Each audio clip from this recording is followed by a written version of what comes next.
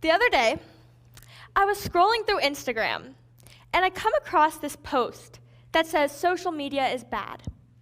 So I think to myself, I'm looking at a post about how posts are bad.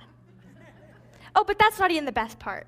The best part is I click on it, and the caption says, "Save this for later," as a reminder. So basically, they want me to get off social media, but to get back on so I can reread why I shouldn't have been on in the first place.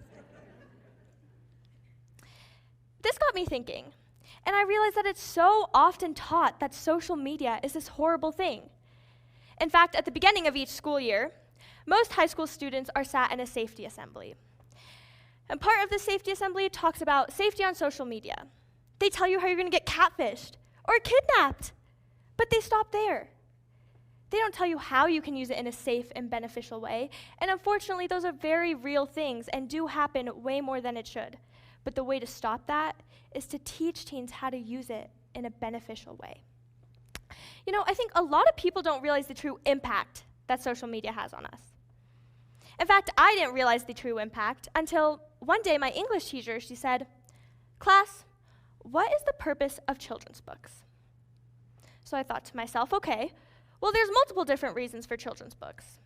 But one of the biggest ones is to teach children lessons without them realizing that they're learning. Looking back, I learned not to take food from strangers because Snow White ate a poisonous apple. See, back then it was children's books.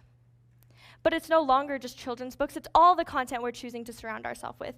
TikTok, Facebook, Instagram, all of it. I'm currently reading this book. It's called The Things You Can See Only When You Slow Down. And the author of this book, they say, the world is neither good or bad. It's just there.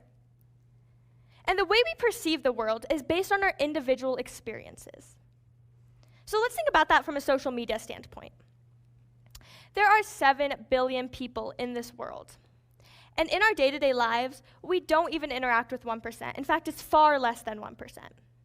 So the way we learn about life outside of just our little bubble is through things like traveling. But unfortunately, we can't always be traveling. So another primary way we do this is through social media.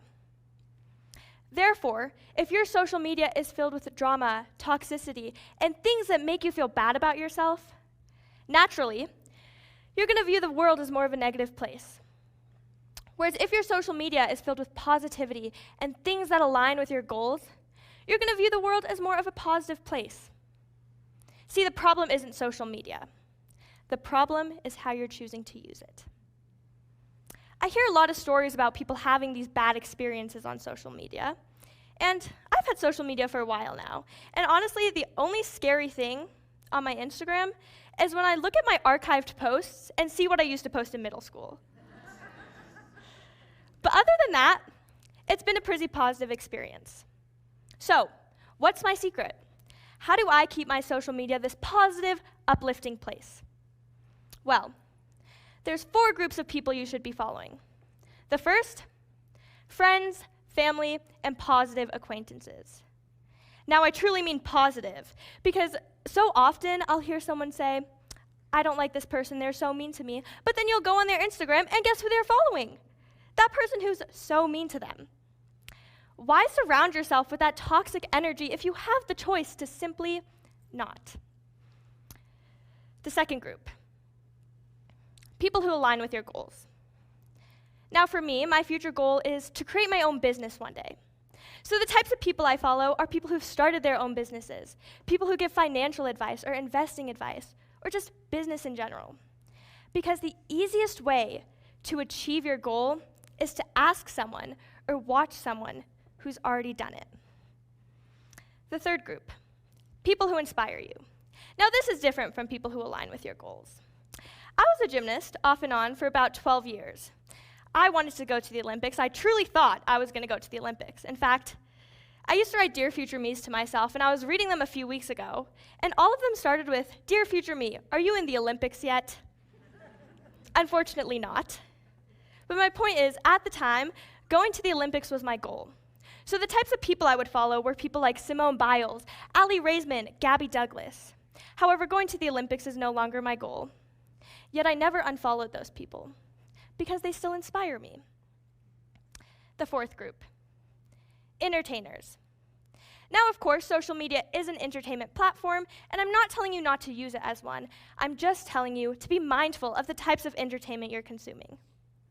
A great example of positive entertainment are your favorite artists. People like Shawn Mendes, Selena Gomez, Taylor Swift, whoever it may be, as long as what they're posting makes you feel good about yourself. See, when you start to categorize your following into these four groups, not only are you going to be happier, but opportunities are also going to start to come to you. Back in May, I came across this ad on Instagram. It was for this program called Beta Camp. And Beta Camp advertised themselves to be the 6-week program where they challenged teens to create a revenue-generating startup with the help of business mentors. Now, this sounded perfect for me. But of course, at first, I was skeptical, as you should be with ads you see on social media, because a lot of the time, they're going to be fake. But I was safe about it. I looked at their Instagram, I looked at their website, and turns out it was real. And I successfully created a revenue-generating startup in just 6 weeks. Now, was it good? Absolutely not. Did I make money? Yes, so I'd call that a win. But through that program, I was then offered a fellowship to continue this journey throughout the school year. Through that fellowship, I was able to take 2 additional classes, one about creating a platform and one about investing. So my point is, just because my social media reflects my goals, I was given opportunities that align with those goals. Now, how does this work? Well, TikTok, Facebook, Instagram, whatever it may be, all these social medias love making money. How do they do this?